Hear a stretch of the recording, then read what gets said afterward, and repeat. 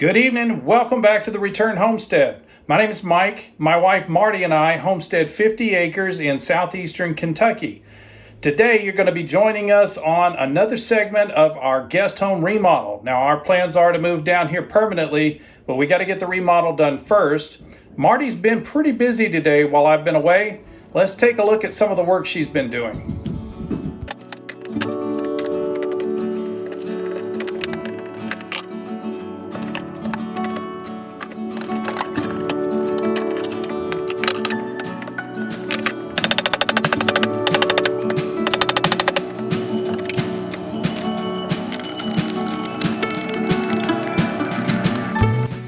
They miscut the first one, so this has a double layer of fog. Once I get the top layer off, you'll see why.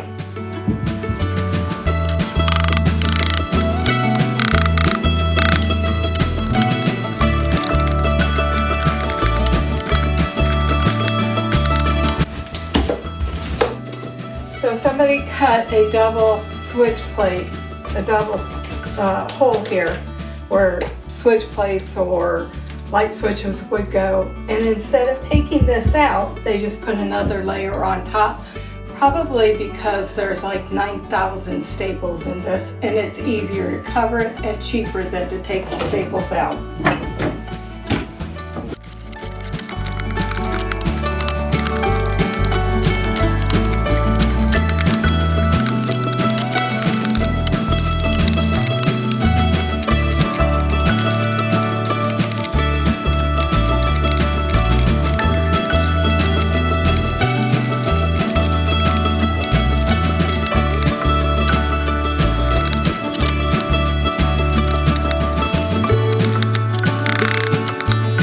So it looks like she's gotten the wall down here between the toilet and the sink here in the master bathroom.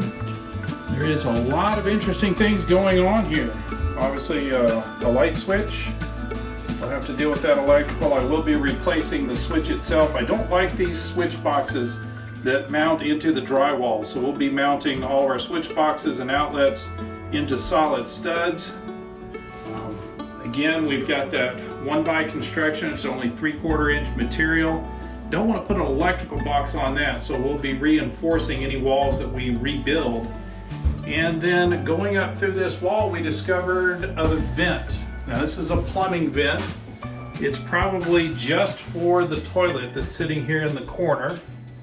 And the reason we say that is if you look under the sink, you can see that little pipe that comes up and just dead ends. That's actually got a valve on top of it. That valve has a diaphragm in it that's specifically designed to allow air to get in but not to come back out. And so that'll allow the sinks to work without creating any kind of a vacuum. Toilet's a little bit different. So they're not typically installed with those vents. They will have a roof penetration somewhere to draw in air from outside as well as push air back out. So we are going to have to figure out what we're going to do with this vent before we can rebuild any kind of a wall. Now the plan was to move the wall itself. We're going to shift it over probably about where this sink is now. And as you can see, that's going to be a little difficult with the vent currently where it's at. So in the end, I'll probably have to crawl under the house, take a look at how this vent is connected to the drain, and see if we could reroute it and possibly bring it up in a different wall over in a different location.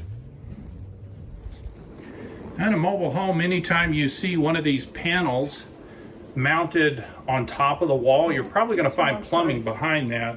Marty and I want to have a good look at the plumbing for the shower to see if it has one of those inside vents or if it's vented to the outside. We just got to get this panel off. Often they'll use these hex head screws, so we got to find the right size wrench for that. Busy looking for the right driver to take this panel off. Marty reminded me we're not keeping the panel, so we just ripped this thing off, and here's the back of the shower. There's a hot and cold water coming in and then up to the shower head from the valve here in the center. And down on the floor, we have that little pop-up vent. So that's going to allow air to get in to allow the drains for the shower to work correctly. So that means the toilet and the shower use separate vents. This vent is for the shower, and the one we were looking at inside of the wall is only for the toilet. We're going to be pulling this shower out of here. We're going to try to relocate it to our other house. We've got a cracked tub up there in the guest bathroom, so we're going to try to replace that with this shower. And that brings us back to the main event for the night. We are going to take a look at what we're going to need to rebuild the laundry room. We're going to put a parts list together and get some idea of what our costs will be to rebuild this room, at least back up to the sheetrock. We'll take a look at the mudding, taping, and finish work later. Right now, we're just going to look at getting the walls put back together again. So no, we don't have a master plan for this. I don't have any specific guidelines to give you for how to go about deciding what you want to do to rebuild this room.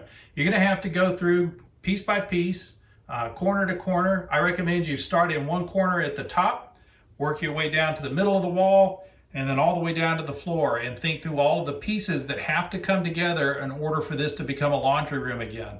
So we're going to start right up here in the corner, right above the door. All right, so up here in this corner, we have the door wall. Does not intersect the framing of this exterior wall. Remember, we've got that piece of sheetrock that's stuck in between here. We'll be laying sheetrock over the top of this. That's why Marty had to come back and clean this corner up. So that'll allow us to cover up that gap effectively. But this door frame's not going to suffice because we've only got this 3/4 inch material. So we are going to have to put a 2x3 on the inside of this wall to shore this up so we can put a standard weight door onto this. I don't see anything else in particular. This is not really an effective header for above a door. Normally when you're building a header, it's going to be 2x material. You're going to at least double stack that. And the door frame is usually built a little bit differently. So there would be a jack stud or a king stud and then a jack stud. The king stud supports your weight all the way from the ceiling down to the floor. And then the jack stud actually supports the header and holds it up. But they didn't do that here, just sandwiched a couple of boards together, and it looks like they used screws or nails. Oh no, those are staples to hold this thing up. Not a very effective header, so we may end up replacing this header as well. We don't want to narrow this opening, so it's going to be really difficult to get jack studs up under there at this point. So we'll have to address this header, but right now we're going to need 2 2x3s. And then coming across the top of the wall, we've got the same or similar situation over here. We've got to cut the rest of this drywall out in order to be able to get a full sheet of drywall to come up. So we'll drywall across this way and then butt them up on this side. And for this wall, we were going to reinforce it completely with 2x3s. So we're going to just cut a 2x3 and marry it into this stud, I guess if you want to call it that, that's here now. That's going to give it a lot more stability. That's going to help with the vibrations from the washer and the dryer, because we've got the bedroom right on the other side of this wall. We can't really do anything about the header, so we'll just cut the 2x3s to fit inside of here. So we had 2, this is going to be 3, 4, and we'll put one on the corner as well, 5.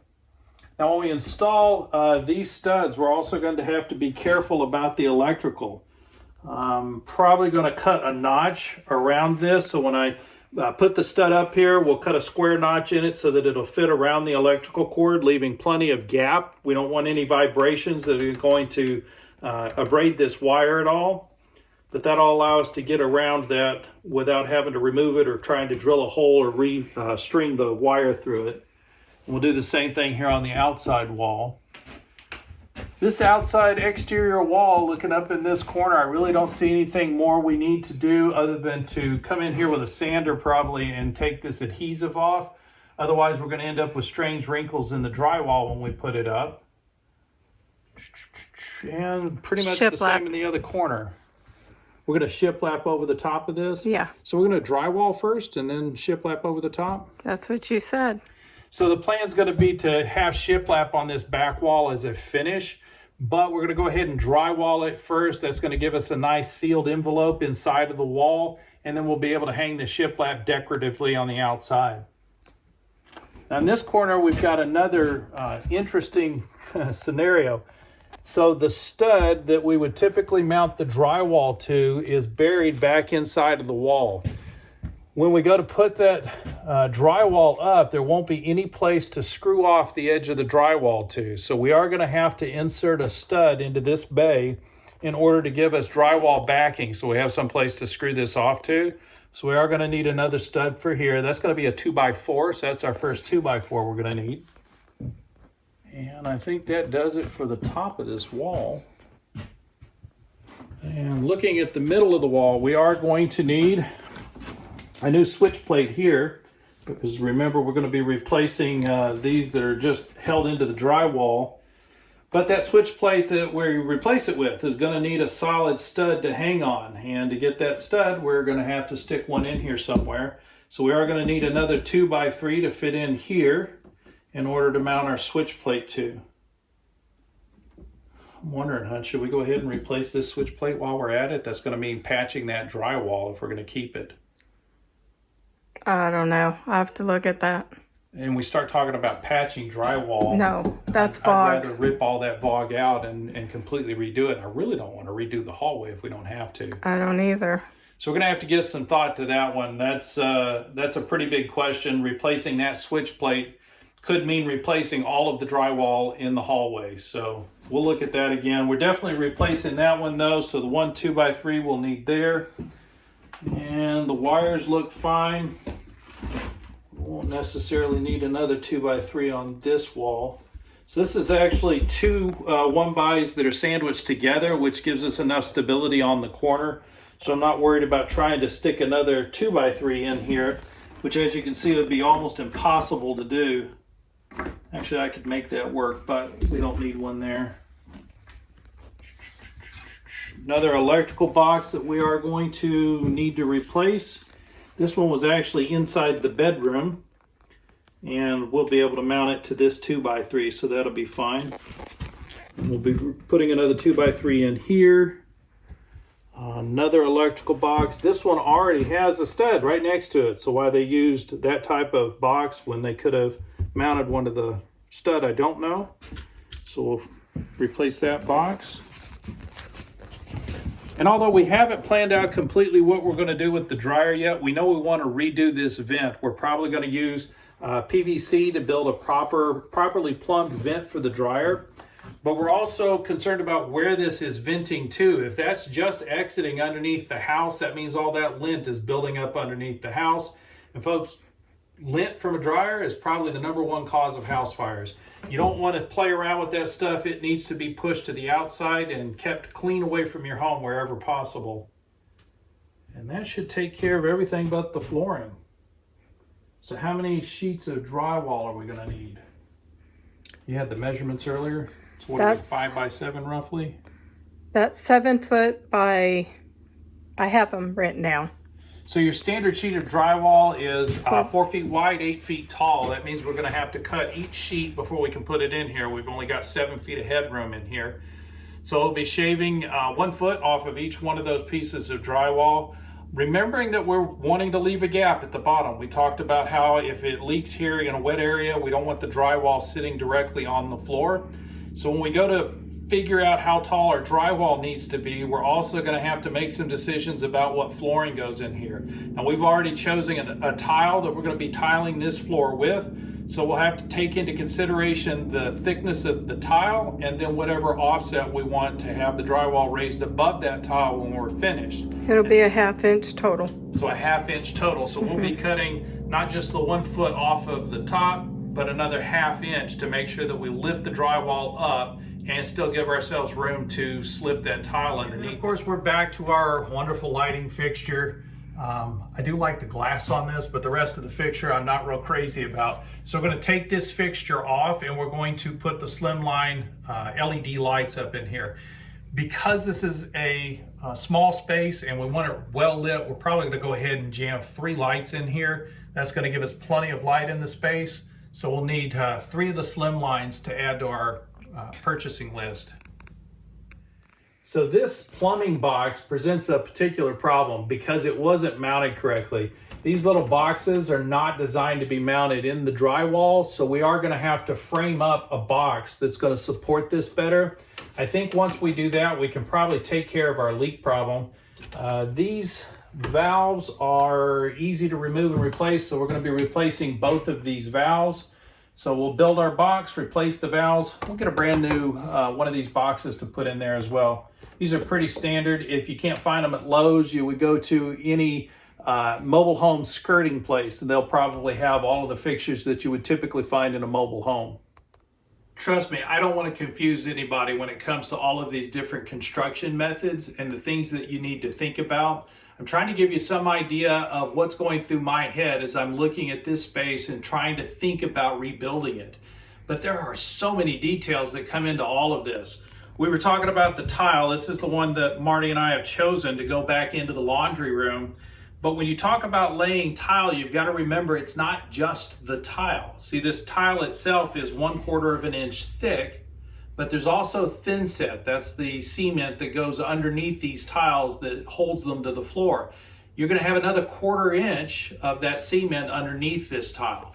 So anytime you talk about the space that you need for this tile, you need to think about it in terms of not just the thickness of the tile, but also the thin set underneath. So these tiles are going to need a 1/2 inch of distance. When we talk about measuring the drywall, we need at least 1/2 inch just to set the tiles in. So the tile itself has its own measurement. I'm not going to go into exactly how tiles are measured. We won't talk about grout lines that you also have to consider when you talk about how wide this needs to be. Today, all we want to do is to get a firm measurement of the size of this floor and also make sure we don't forget what it is. Too often we write these measurements down on a piece of paper or an old receipt. Then we get to sitting down to figure things out and we can't remember where we wrote things down.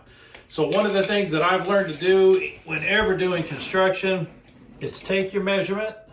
We're at 61 inches here, and then write it on a surface that isn't going to move. So now anytime I ask myself, well, how big is that floor? I don't have to stop and measure it again. It's written right there on the floor. So let's get this other distance. Are we going to want to run it underneath the door all the way to the front end of the threshold? No. Or halfway through? Halfway through. So halfway through the door? Yep. So when we're setting the tile, Marty's going to want me to extend halfway through the doorway so that we get a clean threshold inside and outside of the room. So where we meet up with the other flooring material for the hallway is going to be underneath the door. But that means I need to consider that when I'm taking this measurement. Now I know that's already 2.5 inches, so that's going to add 1.25 inches to this measurement.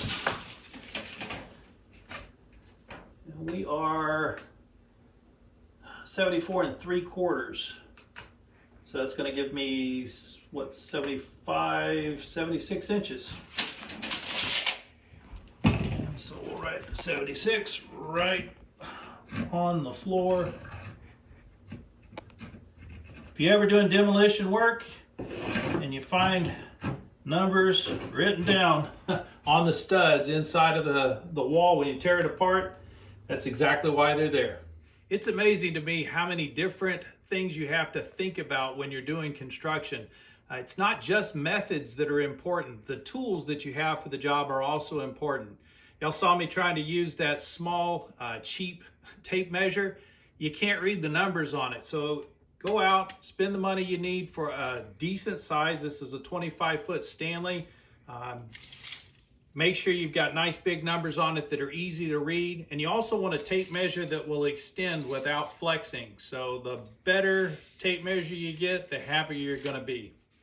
And that's about the end of this evaluation. The next step is to run out to Lowe's, pick up all the materials that we'll need, and get busy rebuilding. In the next video, I will review what we purchased at Lowe's and give you some idea what it cost us. And in the next video, we're going to start the reconstruction. I'll give you plenty of tips and tricks for how to do your own. We do appreciate you visiting with us today. We hope you'll subscribe, and please do hit that like button while you're in there. We'll see you next time.